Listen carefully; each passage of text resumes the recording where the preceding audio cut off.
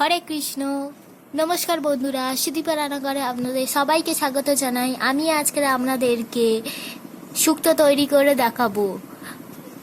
তো চলুন দেখা যাক শুক্তো কিভাবে তৈরি করতে হয়। আমি শুক্তো বানাবো, তার জন্য আমি এতগুলো সবজি নিয়েছি। আপনারা চাইলে এর থেকে কম সবজি অথবা বেশি সবজিও নিতে পারেন, কিন্তু উচ্ছেটা অবশ্যই দেওয়ার চেষ্টা করবেন। উচ্ছে আর এই সজনা খাড়াটা অবশ্যই দেওয়ার চেষ্টা করবেন। তো আমি এবারে এগুলো রান্না করব, তার জন্য প্রথমে একটা কড়া নিয়ে নিয়েছি। এবার আমি এতে সর্ষের তেল দেবো।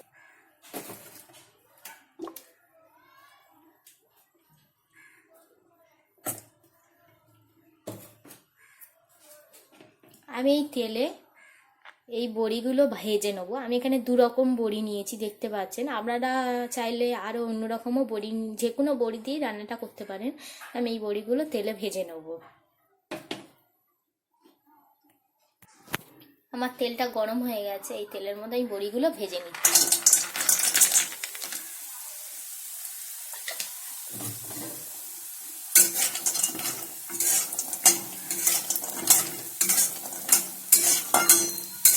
বড়িগুলো বেশি ভাজবো না, অল্প কিছুক্ষণ ভেজে নেব।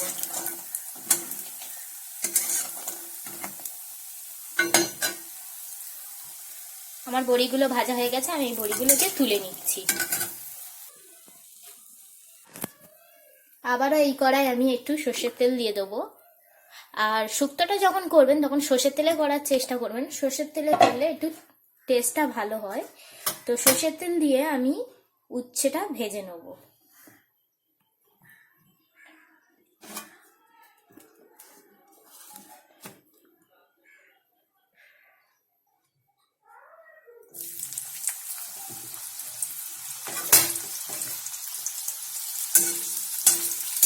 আমি উচ্ছেটা নর্মালি ভাজি, আমি এখানে হলুদ দিচ্ছি না।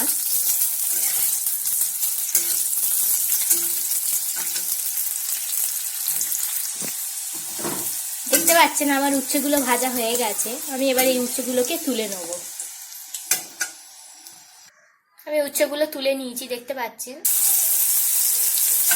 আমি এবার বেগুনটা ভেজে নিচ্ছি।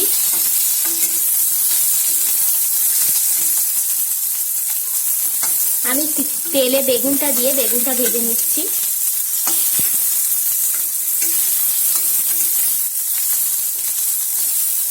আর শুক্তো করার সময় যে কটা সবজি দেবেন সব সবজিগুলো দেখুন আমি লম্বা লম্বা করে কেটে নিয়েছি। দেখতেই পাচ্ছেন, লম্বা লম্বা করে কাটলে দেখতে ভালো লাগে। আমি বেগুনটাকেও ভেজে তুলে নেব। দেখতে পাচ্ছেন বেগুনগুলো ভাজা হয়ে গেছে, এগুলোকে আমি এবারে তুলে নেব। দেখতে পাচ্ছেন আমি বেগুনগুলো তুলে নিয়েছি। এবারে কড়াতে আমি আর একটু সর্ষের তেল দিয়ে দিচ্ছি।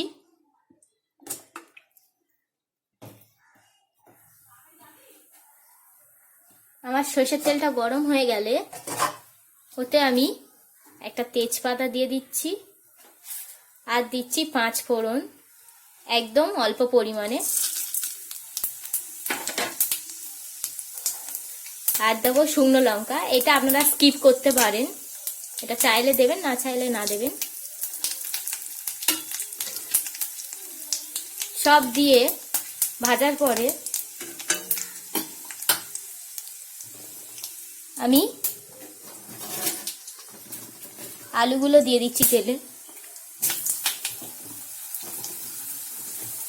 আলু, কাঁচকলা দিয়ে দিচ্ছি।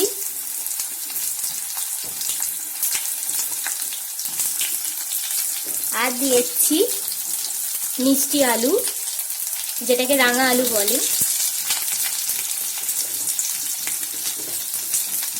আর দিয়ে দিচ্ছি পেঁপে। আপনারা চাইলে এর থেকে আরো বেশি সবজিও ব্যবহার করতে পারেন।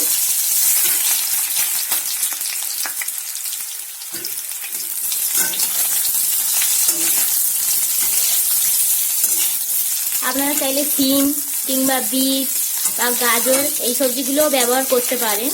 আমার কাছে যে কটা সবজি ছিল আমি সেই কটা সবজি দিয়ে শুক্তোটা করে নিচ্ছি। আমি এই তেলে ভালো করে আলুগুলো ভেজে নেব। এতে আমি একটু নুন দিয়ে দিচ্ছি অল্প পরিমাণে।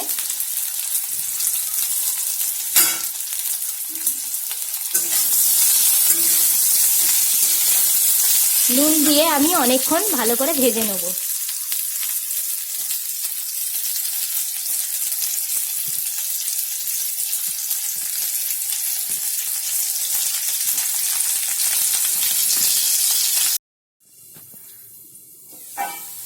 দেখতে পাচ্ছেন আমি ঢাকনাটা খুলে নিয়েছি, আমার আলুগুলো ভালো মতো ভাজা হয়ে এসছে, আমার অনেকটাই ভাজা হয়ে গেছে। এর মধ্যে আমি এবারে দিয়ে দেবো আদা বাটা।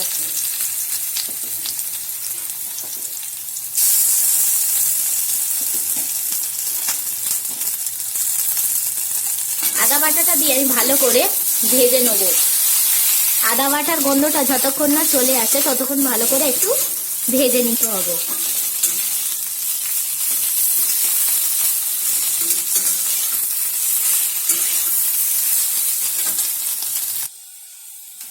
তো আমার আদার গন্ধটা চলে গেছে। এবারে আমি এখানে দিয়ে দেবো পোস্ত বাটা। আপনারা এই পোস্তর সঙ্গে সর্ষেও বেটে দিতে পারেন, তো আমি এখানে সর্ষেটা দিচ্ছি না, আমি শুধু পোস্ত বাটাই দিচ্ছি। আমি এখানে একটা বড় চামচের 1 চামচ পোস্ত নিয়ে বেটে নিয়েছিলাম, তো এটা আবার আমি দিয়ে দিচ্ছি।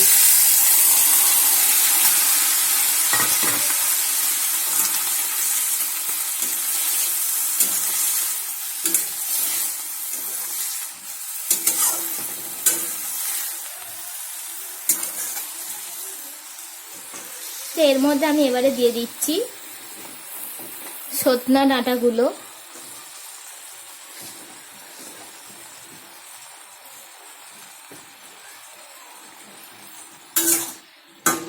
সজনা ডাঁটা দিয়ে আমি ভালো করে নেড়ে নিচ্ছি।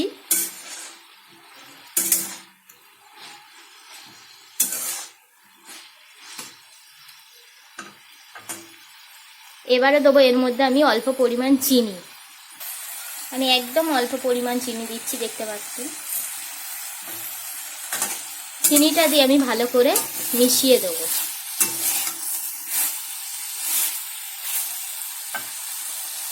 এরপরে আমি এর মধ্যে একটু জল দিয়ে দিচ্ছি।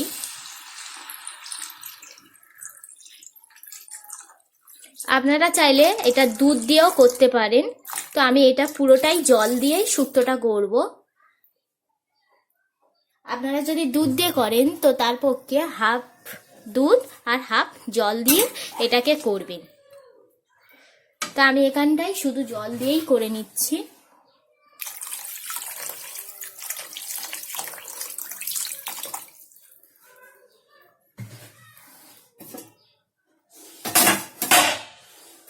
আর যে ভেজে রাখা উচ্ছে, বেগুন আর বড়িগুলো দিয়ে দিচ্ছি।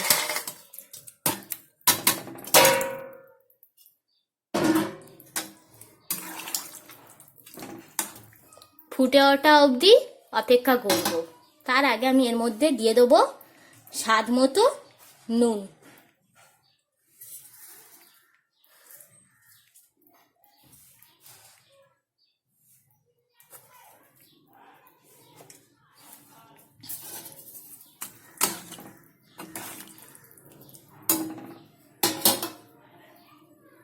ফুটে ওঠা অবধি এবার আমি অপেক্ষা করব।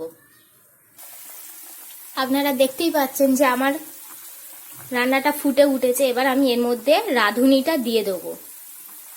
আর শুক্তোতে রাঁধুনিটা অবশ্যই দেওয়ার চেষ্টা করবেন। আমি এখানে রাঁধুনিটা বেটে আর দিয়েছি। রাঁধুনি না দিলে এর টেস্টটা ভালো লাগে না, রাঁধুনিটা অবশ্যই দেওয়ার চেষ্টা করবেন আপনারা। তো এবারে আমি এটাকে ঢাকা দিয়ে হতে দেবো 5-10 মিনিট। আমি এখানে ঢাকা দিয়ে রেখে দিলাম। তো আমার সব সিদ্ধ হয়ে গেছে, দেখতেই পাচ্ছেন। আমি 6-7 মিনিট পর এটা খুলে দেখলাম যে আমার সব সিদ্ধ হয়ে গেছে। দেখুন বড়িও সিদ্ধ হয়ে গেছে, আমি দেখিয়ে দিচ্ছি। দেখতেই পাচ্ছেন কত সুন্দর সিদ্ধ হয়ে গেছে। তো আমি এটা শুধু জল দিয়ে করেছি, তাই জন্য কালারটা এরকম লাগছে। আপনারা যদি দুধ দিয়ে করেন তাহলে কালারটা আরও ভালো হয়। তো আমি এটা দুধ ছাড়াই করছি। তো এটা এখন আমি এতে অল্প জিরে গুঁড়ো ছড়িয়ে দিচ্ছি। এটা চাইলে আপনারা স্কিপও করতে পারেন। তো আপনারা চাইলে জিরে গুঁড়ো দিতে পারেন, না চাইলে নাও দিতে পারেন। আর এই পর্যায়ে চাইলে একটু ঘিও ছড়িয়ে দিতে পারেন, কিন্তু আমি ঘিটা দিচ্ছি না, আমার ঘিটা ভাল লাগে না, তাই আমি ঘিটা দিচ্ছি না। তো আমার তরকারিটা হয়ে গেছে, সব সিদ্ধ হয়ে গেছে। এবার আমি তরকারিটা নামিয়ে নেব। আমার সবই সিদ্ধ হয়ে গেছে। আর আপনারা এরকম ঘরে তৈরি করে দেখুন, আর কেমন হয়েছে অবশ্যই কমেন্টে জানাবেন। আপনারা হয়তো কালারটা দেখে ভাবছেন ভালো হবে না, কিন্তু আমি বলছি যে অবশ্যই করে দেখুন, এটা খুব ভালো হয়েছে। তো আর যদি ভালো লাগে, যদি করেন আমার এই রেসিপিটা, আর তবে কেমন হয়েছে অবশ্যই কমেন্টে এসে জানিয়ে যাবেন যে কেমন হয়েছে। তো এবার আমি তরকারিটা নামিয়ে নিচ্ছি।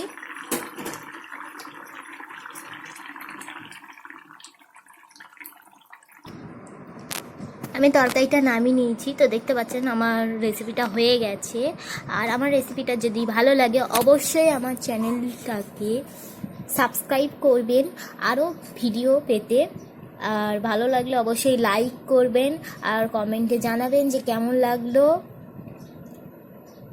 প্লিজ প্লিজ প্লিজ চ্যানেলটাকে সাবস্ক্রাইব করে রাখবেন। তো বন্ধুরা সুস্থ থাকবেন, ভালো থাকবেন। তো আজকেরই আমি এই পর্যন্ত। বাই বন্ধুরা।